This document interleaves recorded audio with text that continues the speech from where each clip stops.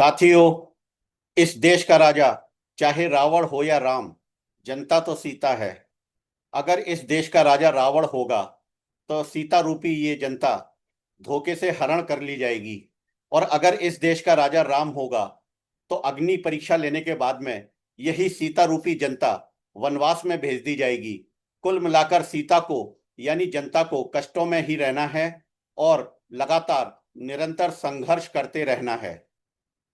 किसी कवि की ये लाइनें मैं इसलिए सुना रहा हूं क्योंकि आमजन से जुड़े जरूरी मुद्दों जैसे कि बिजली, पानी, रसोई गैस, महंगाई, बेरोजगारी, भ्रष्टाचार आदि के मामलों में जनता लगातार पिसती चली आ रही है।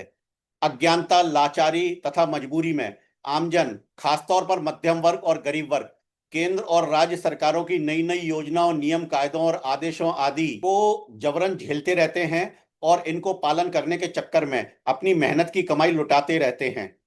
केंद्र सरकार की एक योजना चल रही है, RDSS, यानी कि रिवैम्प्ड डिस्ट्रीब्यूशन सेक्टर स्कीम।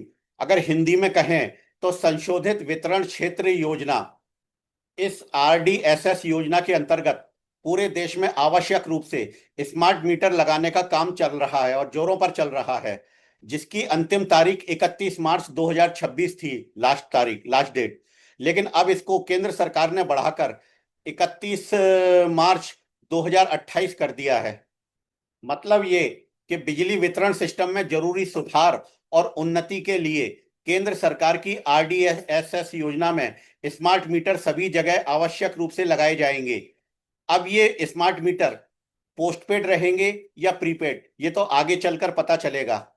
लेकिन पावर कॉरपोरेशन और बिजली विभाग जो हड़बड़ी तथा जल्दीबाजी में उपभोक्ताओं को बिना समझाए, बिना उपभोक्ताओं की जानकारी में दिए, अधूरी तैयारियों के साथ जबरदस्ती ये मीटर लगाने पर तुले हैं, इससे लोगों में जबरदस्त आक्रोश है। और इसीलिए इन स्मार्ट मीटरों का पब्लिक जो है विरोध कर रही है, उपभोक्ता इसका विरोध कर रहे हैं।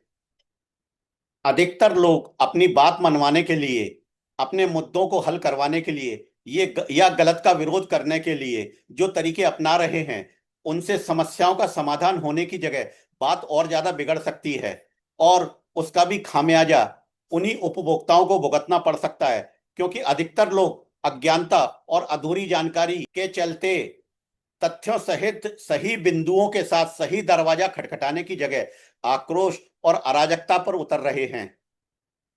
जब से देश में स्मार्ट प्रीपेड मीटर मामला सुर्खियों में आया है, तभी से तमाम शहरों में और गांवों में लोग जमकर इसका विरोध कर रहे हैं और स्मार्ट मीटर तोड़ रहे हैं, उखाड़ कर फेंक रहे हैं, बिजली घरों में धरना प्रदर्शन और तोड़फोड़ कर रहे हैं। वहीं कुछ लोग बिना कहीं पर जाए, बिना कुछ किए धरे, केवल सोशल मीडिया यूनिवर्सिटी पर अपना गुस्सा दिखा रहे हैं और अपनी प्रतिक्रियाएं व्यक्त कर रहे हैं और सरकार बदल दो, सरकार गिरा दो जैसी बातें भी कर रहे हैं।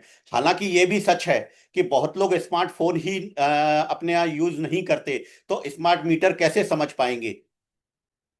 पहली बात तो ये कि सरकार बदलने ना बदलने से कुछ होने जाने वाला नहीं है, क्योंकि जो भी राजनीतिक दल सत्ता में आएगा वो भी केंद्र सरकार की नीति के तहत वही करेगा जो वर्तमान सरकारें कर रही हैं।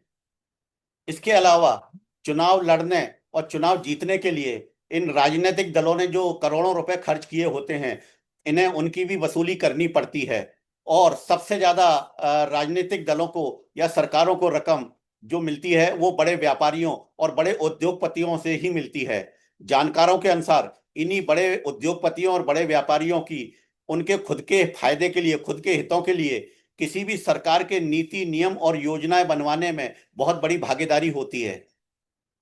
दूसरी महत्वपूर्ण बात यह कि जिस तरह से लोग स्मार्ट मीटरों को उखाड़ रहे हैं, तोड़ रहे हैं, तो ऐसे में अपनी जायज बात मनवाने की जगह उल्टे सरकारी काम में बाधा डालने के साथ ही सरकारी संपत्ति को नुकसान पहुंचाने के लिए उन पर सख्त कानूनी कार्रवाई हो सकती है, क्योंकि सरकारी संपत्ति को नुकसान पहुंचाना जघन्य अपराध है। इसलिए अनावश्यक तोड़फोड़ या मारपीट ना करके कानूनी दायरों में रहकर तर्क संगत तरीकों से वास्तविक सबूतों सहित अपनी बात रखें और सुनवाई ना होने पर वरिष्ठ अधिकारियों के पास जाएं या फिर उपभोक्ता फोरम में अपनी बात रखें। सरकारें कोई भी हों, विकास और नवीनीकरण के नाम पर देश के हर एक शहर और गांव में कोई ना कोई योजनाएं लागू करती ही रहेंगी।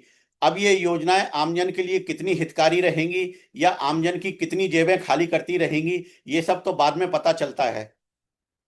मेरा तो यही कहना है कि अगर कुछ गलत हो रहा है तो उसका पुरजोर विरोध करना ही चाहिए, लेकिन कानून के दायरों में रहकर, कानून अपने हाथ में लेकर या सरकारी संपत्तियों को नुकसान पहुंचाकर कतई नहीं करना चाहिए।